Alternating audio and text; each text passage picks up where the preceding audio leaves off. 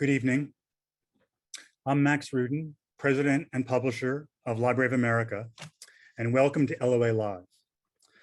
Library of America is a nonprofit organization dedicated to publishing authoritative new editions of great American writers and to keeping the many-voiced American literary tradition a vital part of our culture. A special welcome to Library of America fellows and members who support our mission. Tonight, we mark the 150th anniversary of Stephen Crane's birth with acclaimed novelist, poet, and screenwriter Paul Auster, whose brilliant new Crane biography, Burning Boy, is just out.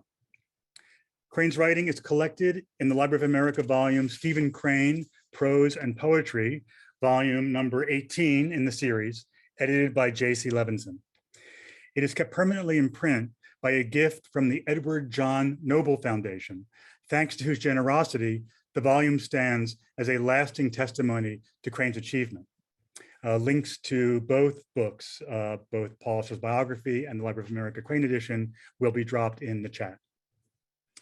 We're grateful to our partners for this evening's program, the Association of Literary Scholars, Critics, and Writers, the Leon Levy Center for Biography at the City University of New York, PEN America, and the Stephen Crane Society. In a remarkable 10-year career, cut short by death from tuberculosis at age 28, Stephen Crane ushered American literature into the 20th century. Paul Auster tells his extraordinary life story and explores his singular genius in a new critical biography that reads like a novel. It's a story of tragedy and of triumph that ranges from Bohemian New York to the American West, war-torn Crete and Cuba, and rural England. Paul Auster is the best-selling author of 4321, Sunset Park, Invisible, The Book of Illusions, and the New York Trilogy, among many other works, which have been translated into more than 40 languages.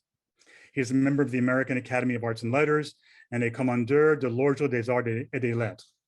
He joins us from his home in Brooklyn, New York, and we're incredibly fortunate to have him tonight, and welcome, Paul. Let's jump right in. You have said in an interview that about writing books that only a person who felt really compelled to do it would shut himself in a room every day. It's a crazy way to live your life. So the obvious question then is, what compelled you to write a biography of Stephen Crane? I mean, you're both from Newark, but I assume there's more to it. There's more to it than that. That's just a bizarre coincidence. It really had nothing to do with why I spent 3.5 years of my life working on this. It was simply that after I finished writing my previous novel, 4321, which I was published in 2017, but I finished in 16, I was very tired, exhausted even, and I knew I needed a break, and I took some time off from writing and spent a lot of time reading, catching up on books I'd always meant to read. And there on my shelf was my Stephen Crane Viking Portable Edition from many, many decades before. And I opened it up and started reading. I started with The Monster, a novella I had never read and frankly had never even heard of. And I was so overwhelmed by the power of it and the genius of it that I forged on, and I kept reading Crane, and I kept reading him, and then I bought the Library of America edition. And once I had exhausted everything in that, I bought the collected works of Crane in 10 volumes. It's a 28-year-old boy, who died, someone who died at 28, who published over 3,000 pages of work, most of it very, very good, and some of it sublime, in my opinion. And then I started reading about his life because I was curious to know who this young person was who had produced such a voluminous body of extraordinary work. And at one point, I said to myself, I think I will write a little book about Stephen Crane, an appreciation, nothing more than that, just to show how enthusiastic I am. About 200 pages, and I started working on it, and well, it grew and it grew and it grew until it's quite a big tome now. And to anyone who goes to the trouble of buying it, the only thing I would suggest is please don't drop it on your foot. Well, it's a marvelous book to read, and it's a book that kind of grabs you by the lapels. And I think to give people a sense of that, I'm wondering if you wouldn't mind just reading a little bit from the beginning, which will also, I think, give people who aren't familiar with Crane's life kind of the lay of the land for both his life and his work. And yeah, and just to say to people, this won't be a long passage. This is just a kind of a No, setup to get us into the conversation. exactly, just a bit. So here's how it begins, and then I'll skip a little bit after the first paragraph. The first chapter is entitled Stevie. That was what people called him when he was a boy, and friends even later in life called him Stevie.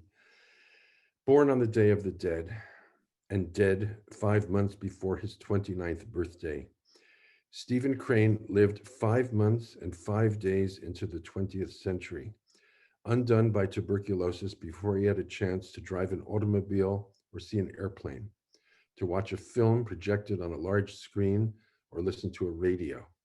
A figure from the horse and buggy world who missed out on the future that was awaiting his peers. Not just the construction of those miraculous machines and inventions, but the horrors of the age as well, including the destruction of tens of millions of lives in 2 world wars. His contemporaries were Henri Matisse, 22 months older than he was, Vladimir Lenin, 17 months older, Marcel Proust, 4 months older, and such American writers as W.E.B. Du Bois, Theodore Dreiser, Willa Cather, Gertrude Stein, Sherwood Anderson, and Robert Frost, all of whom carried on well into the new century.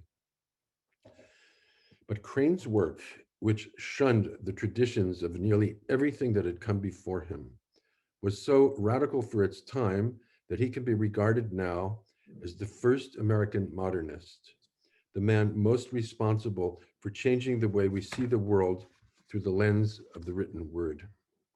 And then I'll jump ahead after going into the family that he was born into. I should just mention that he was the youngest of 14 children, 9 surviving children, and that his father was a Methodist minister who died when Crane was 8.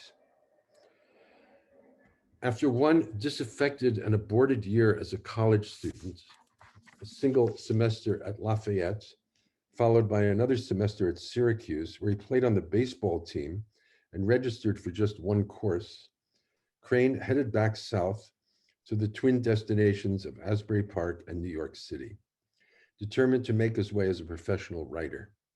He was not yet 20 years old.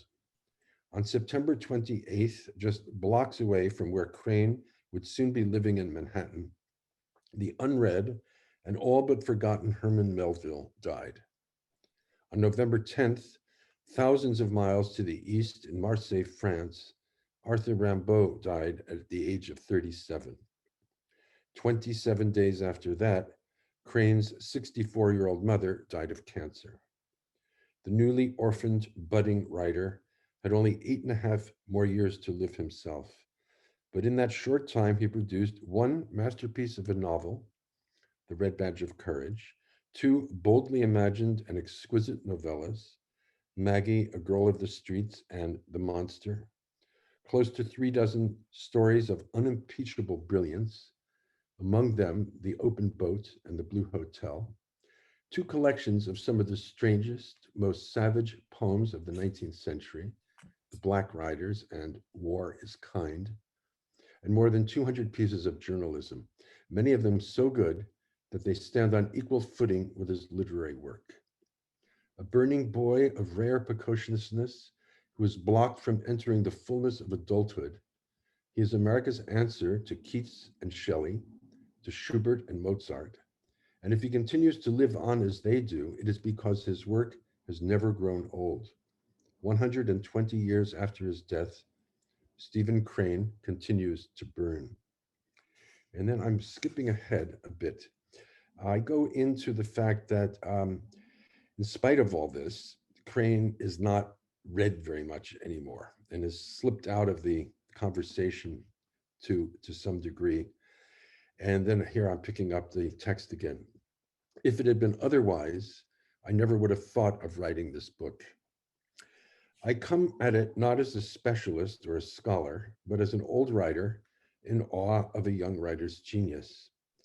Having spent the past 2 years poring over every one of Crane's works, having read through every one of his published letters, having snatched up every piece of biographical information I could put my hands on, I find myself just as fascinated by Crane's frantic, contradictory life as by the work he left us.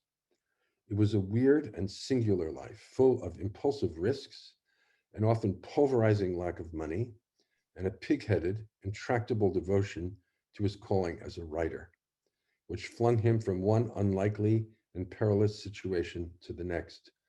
A controversial article written at 20 that disrupted the course of the 1892 presidential campaign, a public battle with the New York Police Department that effectively exiled him from the city in 1896, a shipwreck off the coast of Florida that led to his near drowning in 1897, a common law marriage to the proprietress of Jacksonville's most elegant bawdy house, the Hotel de Dream, work as a correspondent during the Spanish-American War in Cuba, where he repeatedly stood in the line of enemy fire, and then his final years in England, where Joseph Conrad was his closest friend and Henry James wept over his early death.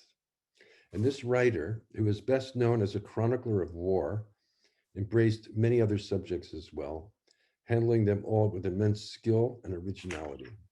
From stories about young children and struggling bohemian artists to firsthand accounts of New York opium dens, conditions in a Pennsylvania coal mine, and a devastating drought in Nebraska.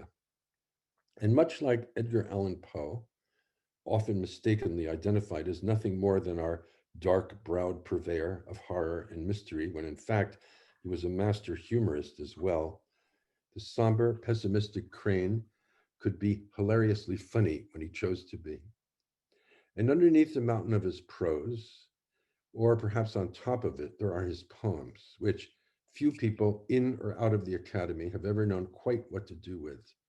Poems so far from the traditional norms of 19th century verse making, including the norm-breaking deviations of Whitman and Dickinson, that they scarcely seem to count as poetry at all. And yet they stay in the mind more persistently than most other American poems I can think of. As for example, this one, which has continued to haunt me ever since I first read it more than 5 decades ago. In the desert, I saw a creature, naked, bestial, who, squatting upon the ground, held his heart in his hands and ate of it. I said, "Is it good, friend?" "It is bitter, bitter," he answered. "But I like it because it is bitter and because it is my heart." Thank you, Paul. That's really terrific. And speaking of grabbing people by the lapels, I've grabbed more than one person by the lapels and told them they had to read the first sentence of your biography because it was the best first sentence of biography I had ever read. That's But nice of you to say. I do want to drill down on a couple things in those passages. But before I do that, I just wanted to ask you, I mean, this is, as you say, very much a novelist's biography of a novelist. And I'm just, before we get into it, and I do want to talk about the work, how conscious were you of things you had in common with Crane, as a writer, or things you didn't have in common with him also? And as you were working, and did that change over the course of getting so familiar with him again? Oh, that's a terrific question. Here's the thing. I feel that Crane's work and my work stylistically have almost nothing in common. And in fact, they're almost polar opposites in a way. Whatever strengths I have as a novelist, I think, are as a storyteller, and I rely on narration, a kind of rolling story that unfolds. I feel very connected to things like folk tales and fairy tales, as much as with so-called serious literature. Crane is a master of the detailed looking. He has an eye more keen than just about any novelist or short story writer I've ever encountered. It's almost supernatural what he can see. And then he has the great gift of transforming these visual perceptions into vivid prose, packed with similes, metaphors, and it's a tactile experience reading Crane. So there's that vast difference. On the other hand, I do feel that there are certain inner similarities, which would have to do with um, the early recognition that one's life, his and later mine, were going to be devoted to writing come hell or high water. And I think it's that same stubbornness. In the early days of my writing life, I went through miserable periods of no money. It was awful, crushing poverty, which Crane went through also, and persisted as I did, for some dumbass reason. I just didn't give up. And Crane didn't give up either. So these things, I think, helped me to understand him because I could understand them by looking into myself. And then I think deep down, our view of the world is quite similar in that it's what I would call an existentialist position. We're confronted with a world in which the gods have vanished. And what do we do from there? I mean, this is the old modernist question. How do we make life meaningful? Well, it's possible, because what men do, even if men and women and humanity are of no account in the great big cosmos swirling around us, humanity matters to humanity, and what we do to one another matters terribly. And I think Crane, as he evolved as a writer, understood this more and more and more, and understood that our only salvation was in human solidarity. And it's present in some of his greatest stories. And so there too, I feel a connection. Another thing was he played baseball, I played baseball, which is about as important as the Newark connection. But mostly what happened to me, and this is so interesting, as I was working on the book and thinking about him, analyzing the works, recounting the events of his life, um, trying to penetrate his character, which, as with everybody, was full of contradictions and inner conflicts and almost, puzzling blind spots within him, and then raging lucidity at other times. And I understood that in order to get to the point where I felt I had some grasp of who he was, I had to go through the same imaginative process I go through in writing about any one of the characters in my novels. So in a way, the more I imagined Crane as a fictional character, the more real he became for me. So that was very odd because I've never done a book like this. And I kept asking myself as I was doing it, why am I doing this? I mean, I never would have predicted that I would devote so much time to this, to writing about another person like this. And my only conclusion that I came to, and it's sort of a humorous one, is that for those who have not read it, 4321, my novel before this book, was a long novel about one boy, but four possible variations of his life. His name is Ferguson, and I call the different Fergusons 1, 2, 3, 4. And at some point, it struck me that Crane is Ferguson 5. And then it all made sense, but only for me. And I'm not expecting anyone to follow me down that rabbit hole. Well, great. I mean, the other thing I was going to drill down into in that first passage is you're speaking of Crane as the first American modernist, but maybe instead of asking you an abstract and general question about that, maybe it's better just to get right into one of the works and see in what ways that's true. And also, I mean, I think this follows your discussion of him as a tactile writer who piles on detail. The work that everyone knows, or if they know Crane, is the Red Badge of Courage, of course. Yes. And so I think the question about that is, and I'd like you to read a brief passage from it and talk about it in a second. But I guess the big question is, how is it that the most famous Civil War novel, American Civil War novel, doesn't mention, Abraham Lincoln, slavery, the struggle to preserve the Union, where the soldiers are, what year it is, who the generals are? How can it be that the greatest American Civil War novel isn't interested in any of those things, and was written by a 22-year-old who had no prior experience of war at all? Well, you took the words right out of my mouth. I was going to say all those things, because the fact is that this novel, which is the first full novel that Crane wrote, even though it's not a long book by any means, you see his methods at work here, in that he has turned his back on the traditions of 19th century narrative, which, is not to criticize them. I mean, we all like Dickens and we all like Tolstoy and Balzac, and that's, wonderful stuff. But Crane didn't want to do that.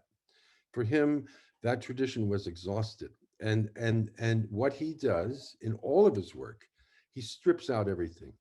He just kicks it out. He expels it from the narrative. And there are lots of narrative uncertainties in his work.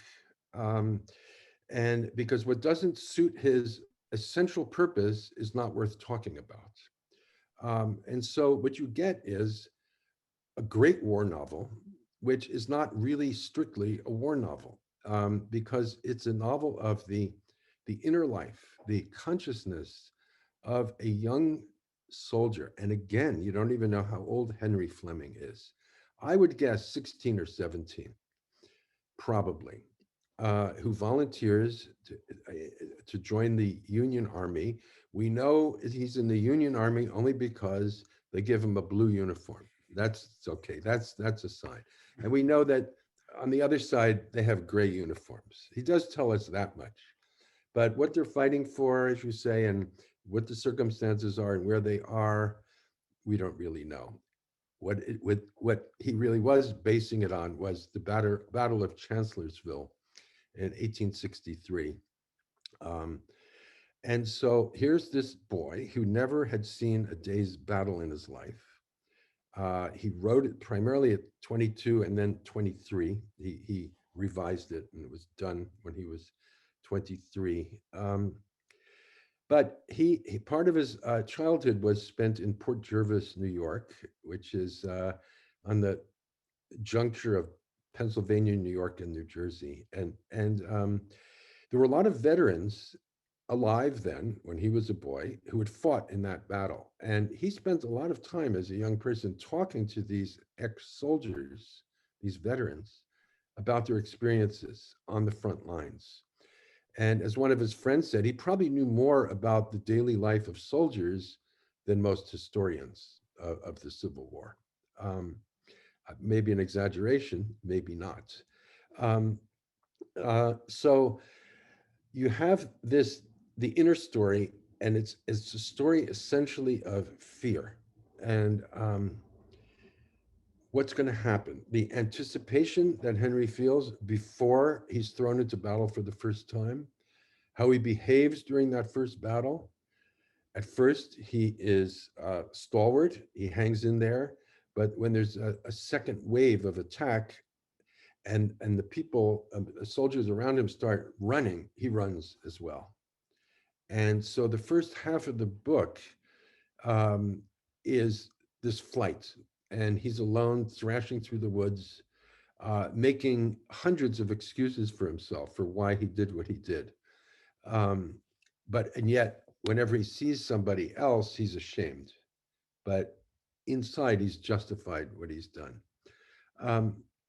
The book spills over into the next day, where he does achieve a form of redemption.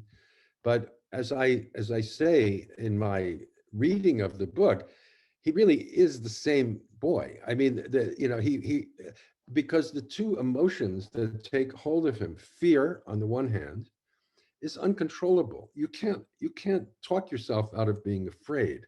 So you can't really blame him. It's not a conscious act to be afraid. Nor when he turns into a savage on the battlefield the next day, he's not in control of those emotions either. He's seized by forces outside of himself.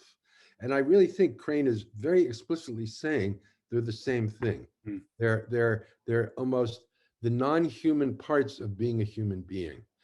And I think this is why the book is so powerful.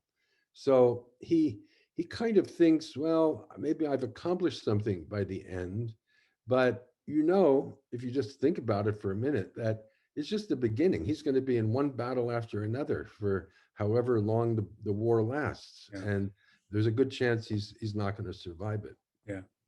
Well, yeah. I mean, one of the things obviously that's radical about the book, as you were saying, radical is the style and the narrative stance of the book. And maybe it's even a little bit hard to put ourselves back in that moment and understand how radical it was. But if you could, there's a very brief passage I wonder if you could read, and then maybe you could talk about from the book about a battle, you middle of a picked this battle. one, and it's a very good one. I think it's terrific.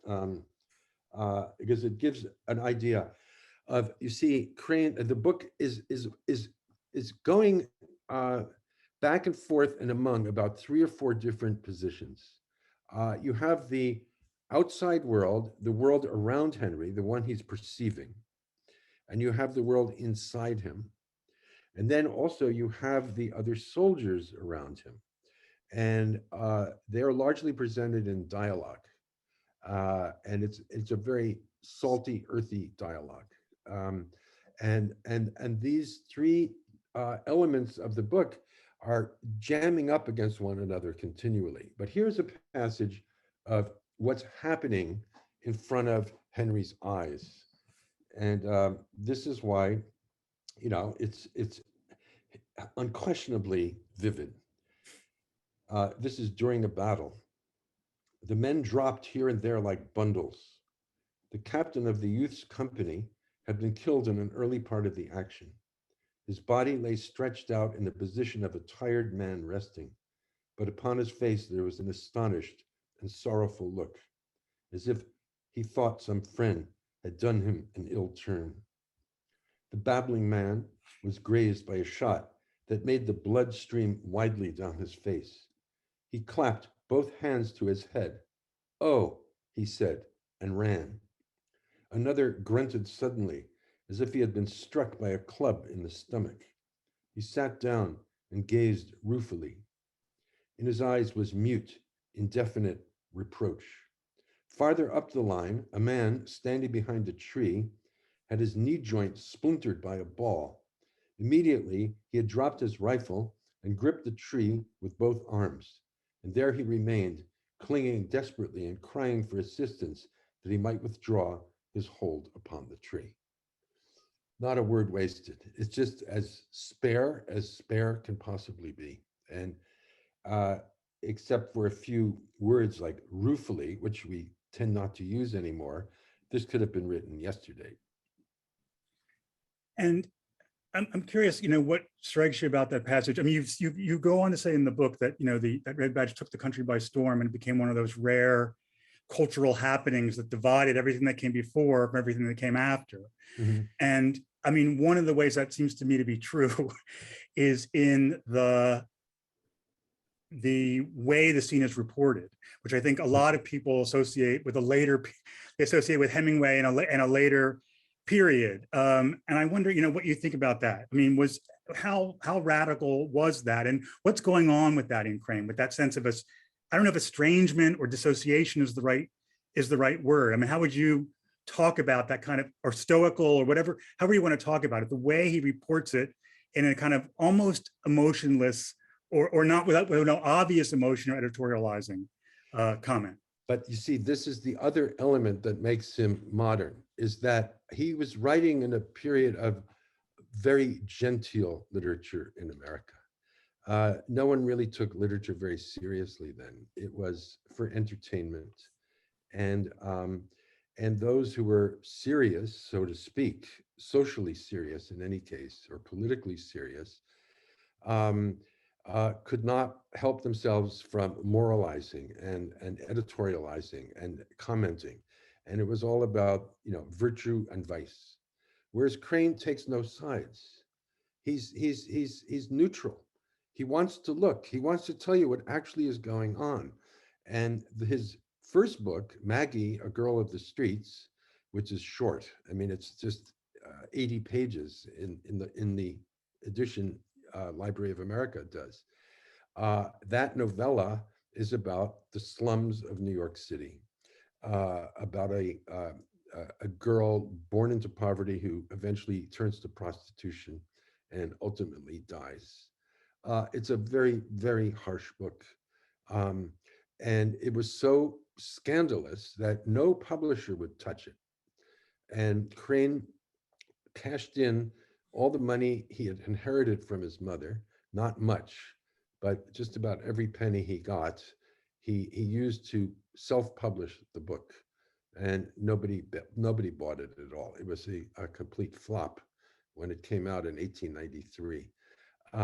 And he refuses to judge these violent, horrific people in the slums. And I think it's such a change from everything else that was going on that it must have been a jolt to people. But the Civil War, on the other hand, was a subject that everyone was interested in. There was a kind of vogue for of interest in the Civil War at that moment in American life. It was 20, well, when the book was published, it was 30 years after the war ended. And people were looking back and publishing a lot of books about it. Magazines were writing about it. And so I think he had a natural audience. But what's interesting is that the book did even better in England. It was a huge success there. And then since the Americans looked to the English for many things at that moment in our history, particularly literature, there was a bounce back from the English raves, and then that reinforced the positive response in the United States. So it was one of those rare moments, as you say, and I can't think of another young writer in the history of American literature who hit it so big, so fast, so abruptly, except for F. Scott Fitzgerald, about 30 years later when his first book was published. I can't think of anyone else since then who's become a kind of household name overnight and stay. The Red Badge of Courage has never been out of print since 1895, which is quite remarkable. Yeah, it is. Yeah. It is. Yeah. Fascinating. You talked about, in terms of his method, the things that he left out in order to zero in on the environment of fear and of war. War as almost as an existential condition rather than as an event. You write extremely well about how that works in other aspects of his work as well. Like you talk about his children's stories, which I probably won't have time to get into, but you talk about how the boys in those stories are, I think you say, trapped in the savage arena of the now. Yeah. Which is actually, you could also describe Red Badge exactly that way, and other works as well. But H.G. Wells, who later was a friend of Crane's, said that his work was the expression in literary art of certain enormous repudiations. And he also said it was the first expression of the opening mind of a new period. And I'm wondering do you think that that's what he was what you were just talking about in terms of what Red Badge leaves out? Are those the repudiations that Wells meant? I think exactly. That's exactly what he meant. And Wells wrote that only about 2 weeks after Crane died, in a state of mourning and shock, because he really loved Crane. And but he gets it just right. And I don't think anyone's improved on that statement that he made. Yeah, it's the stripping away that's so invigorating and also baffling.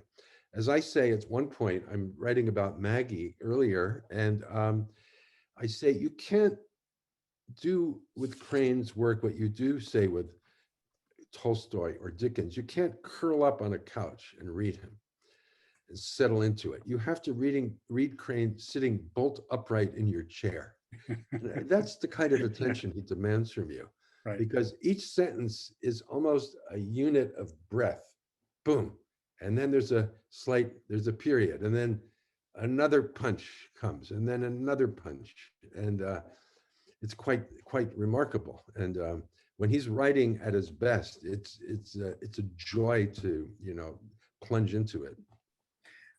We should probably move on to other things, just to cover some other areas of Crane's life and work. But as you said, and when you read in your piece, Crane eventually did go on to become a war correspondent and Yes.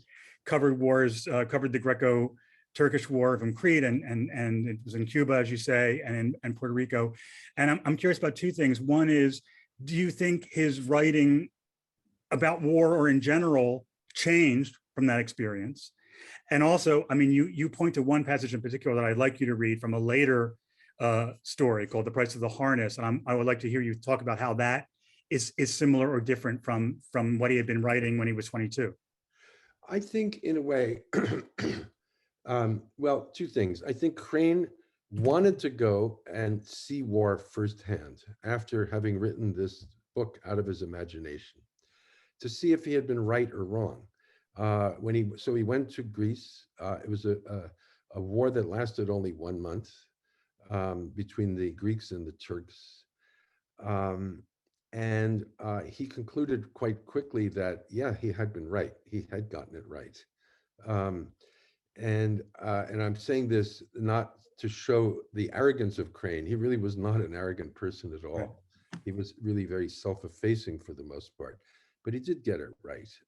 I think what happens after, in the war stories that he wrote after his own experience in wars, is that it's very much the same, although the metaphorical qualities diminish, and the stories are written much closer to the ground.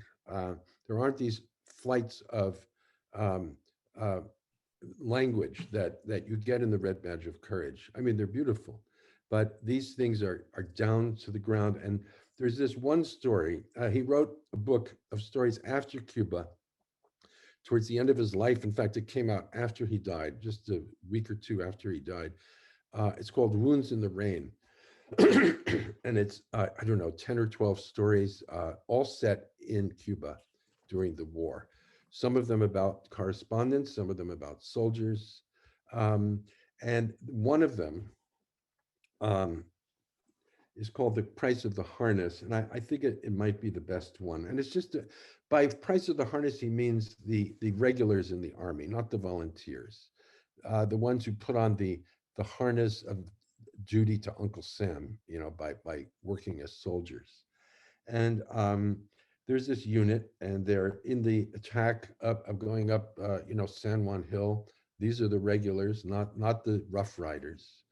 And the soldier in question is named Nolan. And the story is about Nolan and 3 of his comrades. And Nolan is shot. And as I say in this book, then follows one of the most devastating conversations in any of Crane's stories, a wrenching passage that somehow manages to convey both the horror and banality of death at the same time, and in the same unwavering key. Immersed as I have been in Crane's writing over the past few years, it is this moment that comes to me whenever I ask myself what it is about his work that draws me to it, and why I find it so compelling. So here's the passage, which is largely dialogue. "Does it hurt, Jimmy?" said Grierson hoarsely. "No," said Nolan, "it don't hurt any, but I feel sort of dead to the world and numb all over. I don't think it's very bad." "Oh, it's all right," said Watkins. What I need is a drink, said Nolan, grinning at them. I'm chilly, lying on this damp ground. It ain't very damp, Jimmy, said Grierson. Well, it is damp, said Nolan, with sudden irritability. I can feel it. I'm wet, I tell you, wet through, just from lying here. They answered hastily, yes, that's so, Jimmy. It's damp. That's so. Just put your hand under my back and see how wet the ground is, he said. No, they answered, that's all right, Jimmy. We know it's wet. Well, put your hand under and see, he said. He cried stubbornly. Oh, never mind, Jimmy. No, he said in a temper. See for yourself. Grierson seemed to be afraid of Nolan's agitation, and so he slipped a hand under the prostrate man and presently withdrew it covered with blood. Yes, he said, hiding his hand carefully from Nolan's eyes. You were right, Jimmy. Of course I was, said Nolan, contentedly closing his eyes. This hillside holds water like a swamp. After a moment, he said, guess I ought to know. I'm flat here on it, and you fellows are standing up. He did not know he was dying. He thought he was holding an argument on the condition of the turf. That's the end of the passage. It's very, very strong stuff. Right. Yeah. Let's talk about the poems. Yes. You read that great poem. It's bitter, bitter, but I like it because it is bitter and because it is my heart. Yes. Yes. Well, first ask you, what strikes you about that poem? Like what, why do you think that poem has haunted you for so many decades? I think it's the starkness of it. I mean, of course, you see it. You see this naked creature in the desert eating his heart. So already this is bizarre. It's something from almost a Goya etching, something so grotesque. But I think it's almost impossible to give a clear-cut interpretation of what it means, if poems mean anything. But I know that one interpretation would be that it is about the neurotic passion in human beings to cling to their own misery, and how attached we become to our own sufferings. And again, he was 22 when he wrote this. He wrote this burst of poems just as he was, settling deeply into writing The Red Badge of Courage. They just came pouring out of him, these short, enigmatic poems that, unlike anything, it's hard to know what to call these things, but he called them sometimes just lines or pills. Pills, he called them also. But they're poems, and they're certainly poems by our standards today, very much so. And he was both praised for this poetry and ridiculed for it. And in fact, these poems were parodied more than, and he was parodied more than any other poet in American history. I think more than 100 parodies appeared in newspapers over the next year or two after the book came out. But I think they're great. And I know you picked another one. I did. Before we go, I just want to ask a couple of quick things about this one. Yeah, sure. Do you think that poem is connected in any way? There's a lot of talk about Crane's lungs and less about his heart. And because that poem is about his heart, I want to put it up against this. A journalist once asked him what his method in writing was. And his answer was, the journalist reports, his method, he told me, is to get away by himself and think over things. Quote, then comes a longing for you don't know what, sorrow too, and heart hunger. I'm curious what you think about that, because we think about Crane's truth-telling, and his honesty, which he also talks about elsewhere, right? His attempted honesty. But we don't hear so much about the sorrow and the heart hunger. And I'm wondering, what do you think about that in relation to his work? Well, first of all, just the beauty of that combined word, heart hunger. What an idea. And I think, he's talking about this ache that all artists have in the early phases of making something, is that you're blundering about. You don't really know what it is you want to do, but you have something boiling inside you, or at least simmering inside you. And it takes a while, to grab hold of it. But it matters so much to you that is the heart hunger. I think it Mhm. matters so much. Um, and that's, I suppose, what defines artists is how much it matters to them. Uh, because really everything in the world says don't do it. I mean, there are millions of books already written. Why bother to add another one to the pile? Well, you do it because you have to, and there you have no choice. So no, I don't think he's talking about a physical condition here at all. Oh, right. No, I Uh, didn't think so either. yeah, but Crane, it is true, nevertheless, did sense early on that he wasn't going to live long. And I think this explain, and he told people this too. And I think this explains why he lived as recklessly as he did, and took the kinds of risks he did.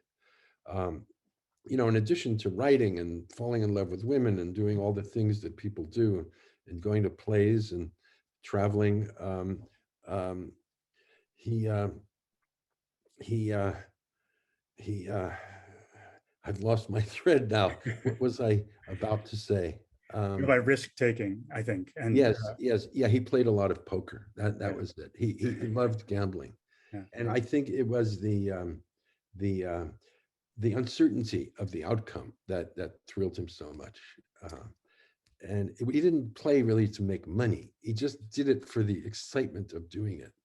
Um, and You say somewhere in the book that you point out that he tended to write about situations of extremity, whether yes, it was war or life and death, poverty, crushing poverty, yes, battles with the elements, like in the open boat, and that yes, you thought his best writing came when he was afraid. I think you actually said, yeah, which is connected to what you're saying.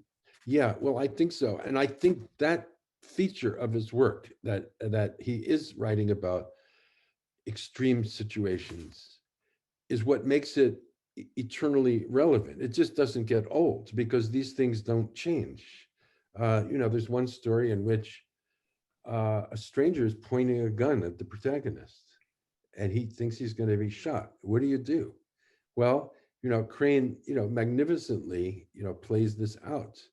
Um, this could be written today. It was written, more than 100 years ago, but it's not. It doesn't feel that it's coming from some ancient crypt of sacred literature. It's just alive. It's alive on the page, and the issues he's grappling with always are still the same ones that we're grappling with now.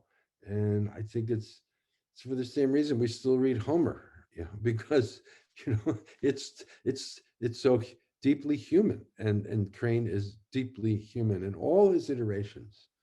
Um, you mentioned the children's stories, how astutely he understands, children at play and what these games mean, uh, or someone courting a woman.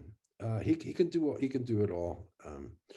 Uh, but anyway, I want to read this poem because you picked it. Yeah, I And know. It was so, yeah, yeah. because Okay, so I really yeah, like it also, yeah. Okay. because this is from the second book, but I believe this poem from War is Kind is actually a holdover from the first. Hmm. When Crane published the Black Riders, uh, he had some back and forth with the publisher, and I think they cut out 7 poems or so ultimately, and he agreed to it.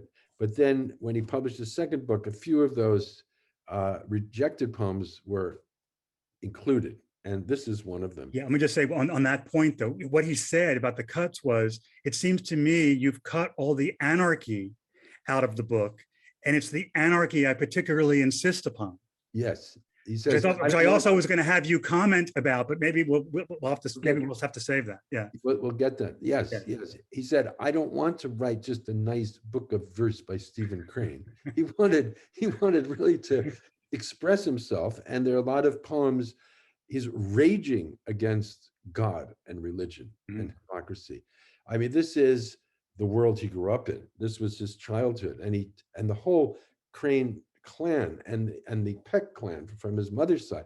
They're all ministers, and he revolted against it. He rebelled, and so there's a ferocity in the Black writers that is uh, uncommon, I would say, in the annals of American poetry.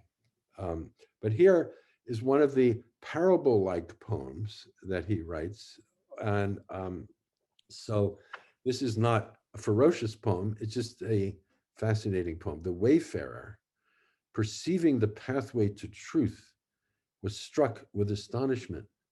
It was thickly grown with weeds. Ha, he said, I see that none has passed here in a long time.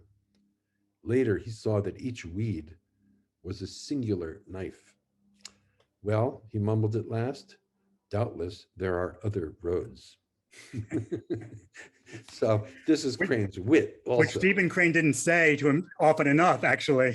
No, and in fact, his passion for truth, if that's the right word, or honesty, or as you say, responsibility to others, got him in trouble more than one time, right? I mean, he got in serious trouble with the Dora Clark affair. I don't know if we have time really to get into that, but Well, I think we should. I because I yeah, want to talk about his life a little bit yeah, too, and I think this is a real turning point in his life because the consequences sort of affected the rest of his life.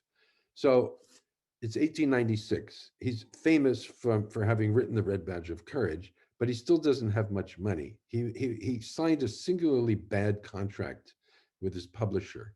It was his first commercial publisher he had dealt with, and they made it tough. And he had no foreign rights. So when they sold it to England, Crane made not a penny out of all the books that sold in England.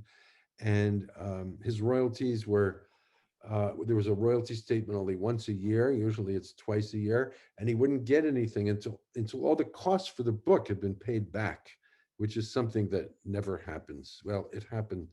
It happened to him anyway. So he needed a job. William Randolph Hearst, who was running the New York Journal. This was a big age of newspapers. It's important to emphasize that there were 18 daily newspapers in New York City. 18, published in multiple editions every day. That's only in English. There were 19 foreign language daily newspapers. So almost 40 daily papers. So it was the era of the newspaper.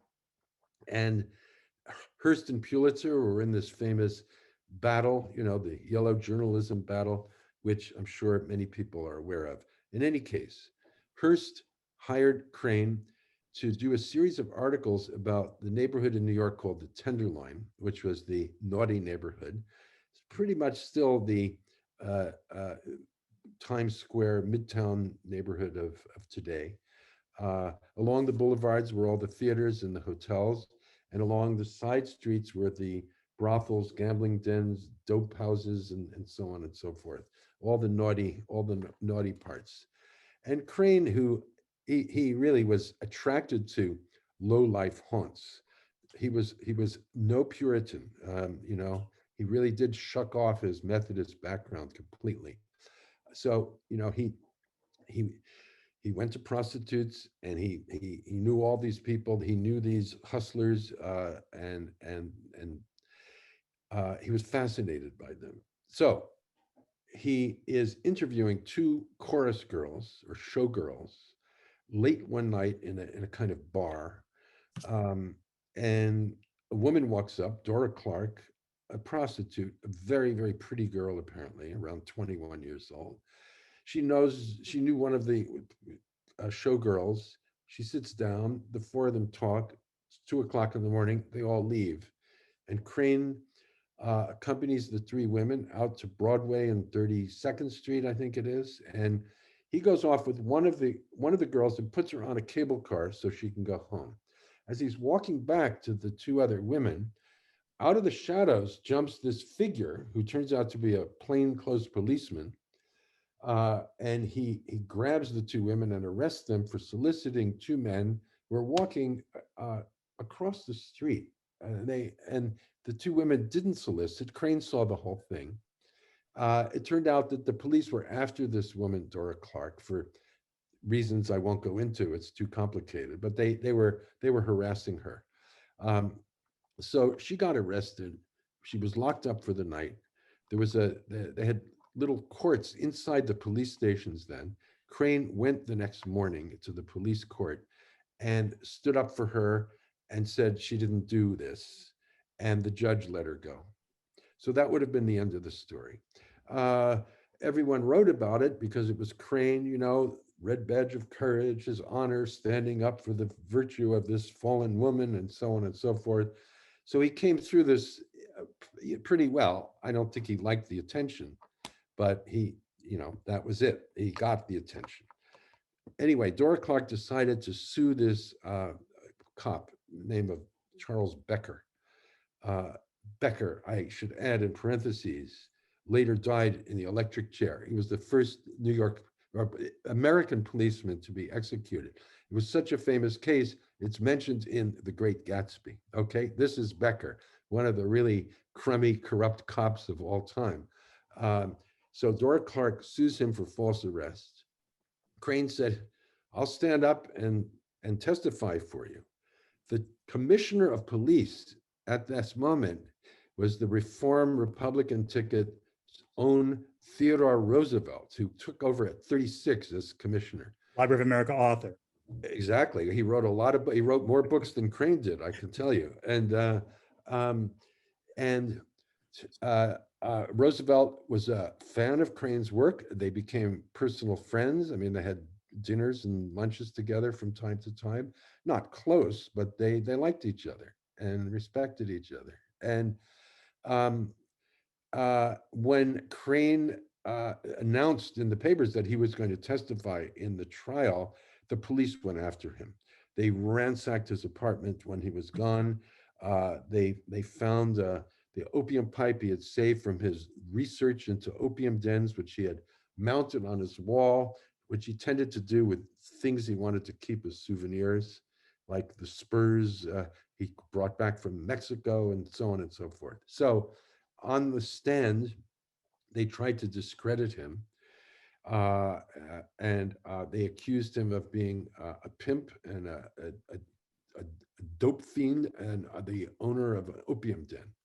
And then someone said, and it was true, the other things were not true, but for 6 weeks or so that summer, he had been shacked up with a girl who was a sometime prostitute, which was his own business. It had nothing to do with the trial about Becker's false arrest of Dora Clark. Well, anyway, Crane was hounded and they wouldn't leave him alone after this. And he realized he had to get away.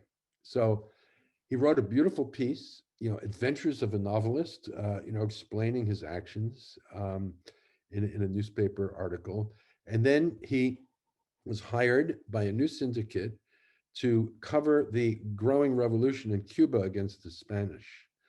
In order to get to Cuba, which was illegal at the time, this was 1896, end of 96, he had to take a boat called a filibuster ship, and he was in Jacksonville, Florida. That was the launching point, where during the month he was hanging around there, he met the woman who would become his wife, or common law wife in any case.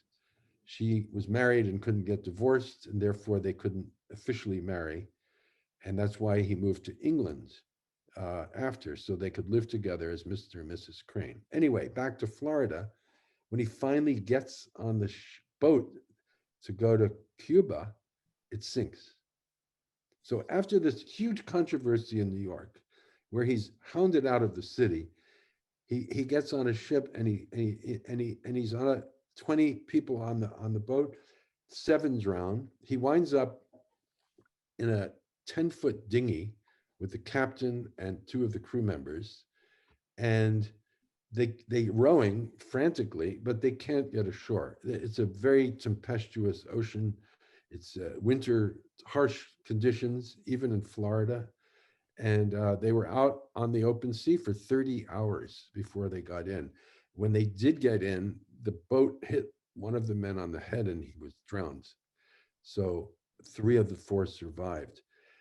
that experience changed Crane's life. This was the moment when he understood everything about the importance of human solidarity, because these four men in this boat were all of humanity then. That was it. There was nobody else in the universe.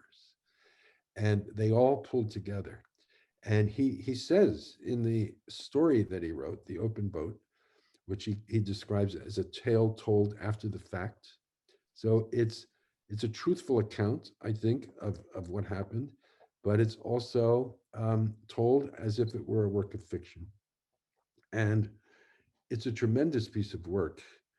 And he acknowledges at some point, he calls himself the correspondent, always writing in the third person at this period. The correspondent understood that this was the greatest experience of his life. Well, it's an odd thing to say when you think you might be swamped and drowned any second, but he meant the connection he felt with these other people. And I think the lessons he learned on that open boat, he carried through in his later writing. And that led to masterpieces like The Monster and The Blue Hotel. And these are, I think, the two great later works of his career. Beautifully told. In the very few minutes we have left, I apologize to everyone with their questions. We haven't had time to really get to them. And, let's do a couple. Huh, well, we're not allowed to. Well, here, okay. Someone asked, did you find things in your research about Crane that disappointed you about him, or the reverse? And I wanted to kind of broaden that question. I think it's an excellent question. And I'll talk about whether you liked him more at the end than at the beginning, because the person that comes through, at least to me when I read your book, is surprisingly someone who has almost no self-pretension or affectation, doesn't really have a public persona the way that Hemingway, had. Someone who's kind of unassuming, who kind of mocks himself, who seems extremely likable. And I'm curious about that. How did you feel about him just as a person, by the end of the book, and what in particular stuck out? And were there things that disappointed you about him that he did? I think what you say is true. I think he was a very likable person, and also self-effacing, ironic, humorous. He apparently spoke in the most amazing way that people said we liked the way he spoke even better than the way he wrote, because he was just inventing new idioms all the time. And apparently no one ever saw Crane laugh. He never laughed, but he smiled. He had about 14 or 17 different smiles. He was always smiling, but he never really gave a big hearty laugh, which is interesting. I've never heard of a human being laugh.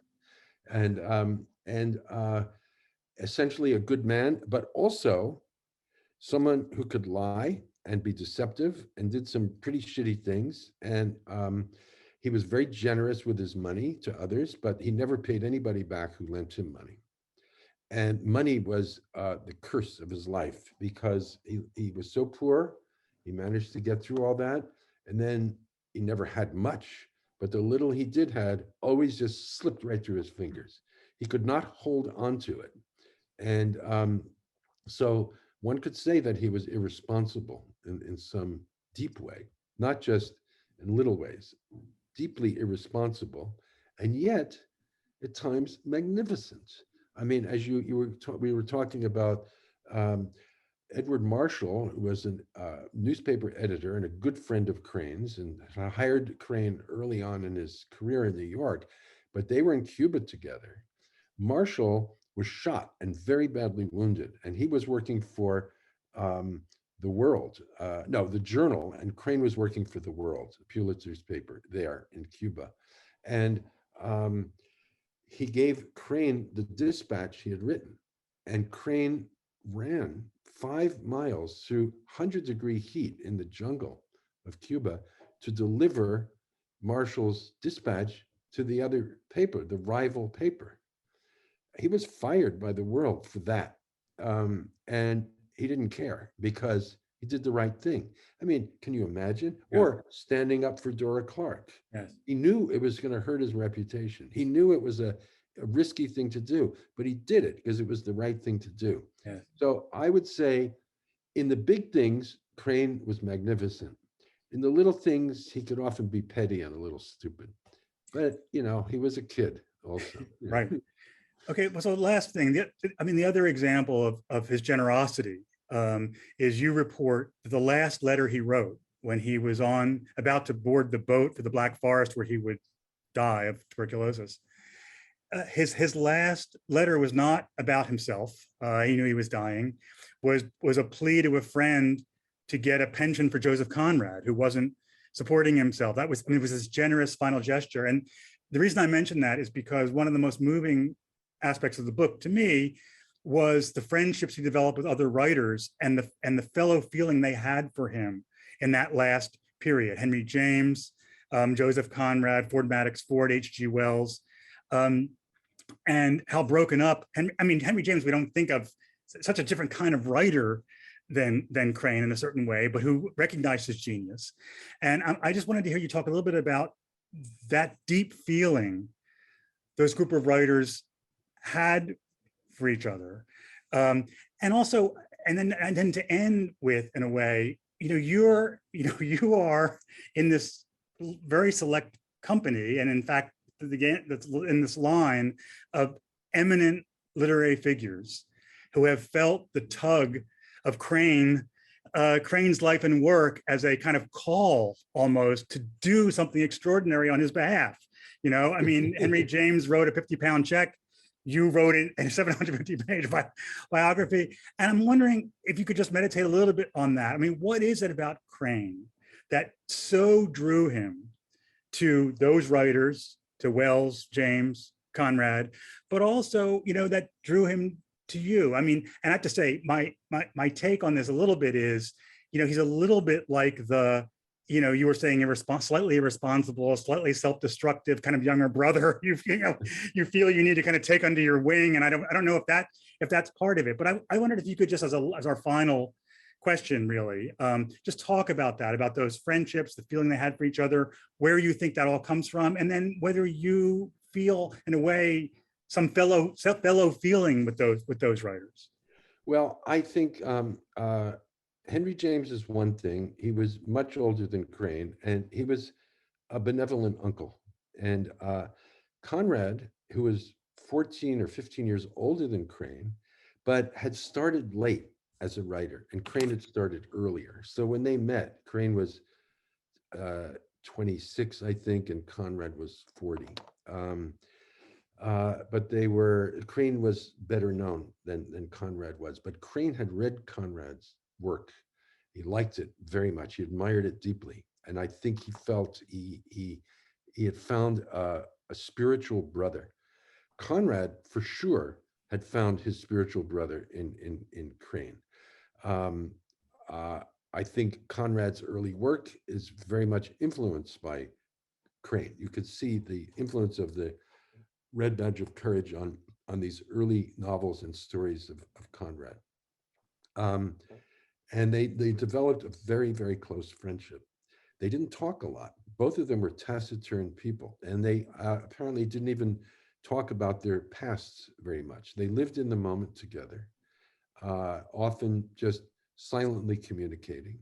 They rarely discussed their work, but I must say, this is true of all writers. The few close friendships I've had with writers, long-term friendships, these are with people whose work I admire deeply. And I know the feeling is mutual, and we rarely talk about it. And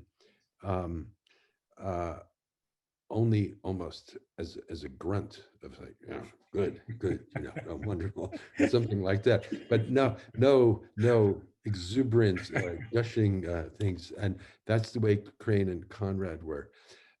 Crane, in his youthful enthusiasm, sometimes he got it into his head. He wanted to collaborate on a play with Conrad, and he kept coming up with ideas.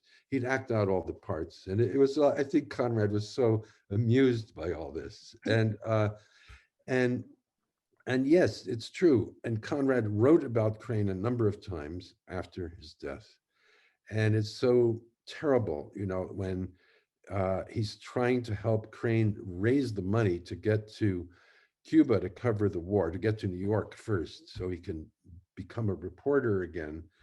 And he knows that it's it's going to kill him, and it does. And Conrad feels guilty, you know, forever after, that somehow he participated in his friend's death.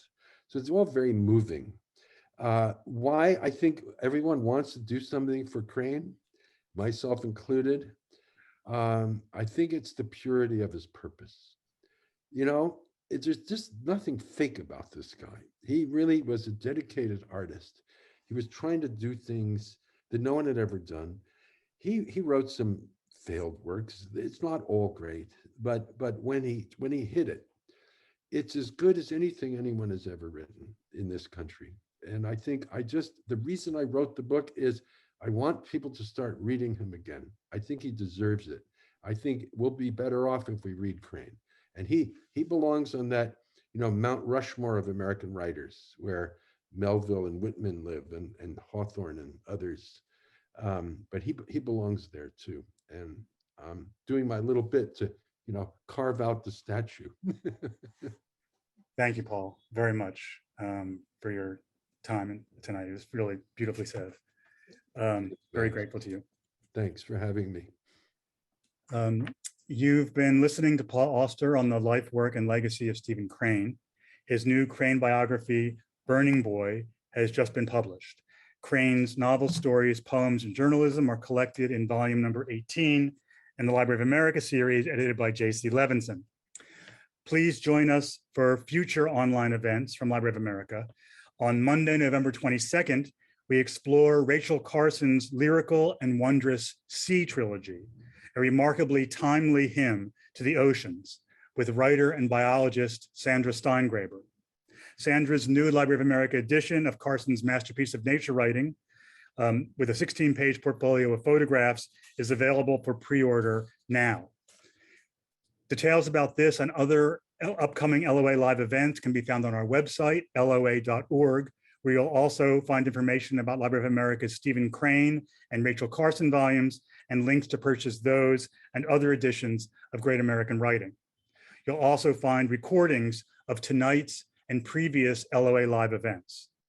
Thanks so much again to Paul Auster for a wonderful hour tonight, and please have a great evening.